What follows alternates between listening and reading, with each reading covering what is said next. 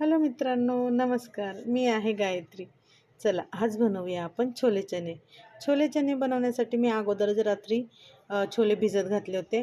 सकाळी त्यांना 2 पाण्याने धुवून त्यांना शिजवले आणि त्याच्यात शिजवताना मी खडे मसालेही टाकले होते.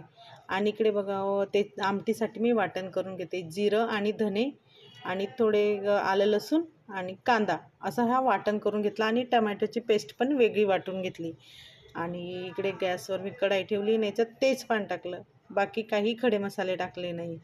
आणि इकडे बघा कांदा टाकला आहे बारीक असा चांगला तळून घेतला त्याला. आणि जे वाटण केलं होतं मी आलं लसूण कांदा जिरं आणि धनेचं तेही त्याला चांगलं तेलात फ्राय करून घेतलं. आणि मग टमॅटो प्युरी टाकली.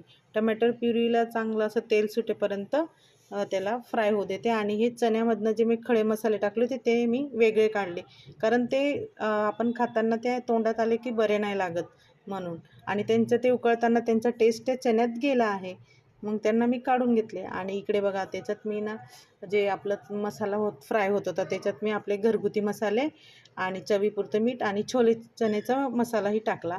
आणि त्याला चांगलं फ्राय करून मग त्याच्यात चणे उकळलेले जे आपण होते ते टाकून दिले त्याच्यात. आणि 3 वाट्या हे पाणी टाकलं. अगोदरच मी चणे शिजवले होते म्हणून मी जास्त पाणी नाही टाकलं. आणि इकडे भाजी माझी रेडी होण्यात आली जेवढी मला पाहिजे तेवढी.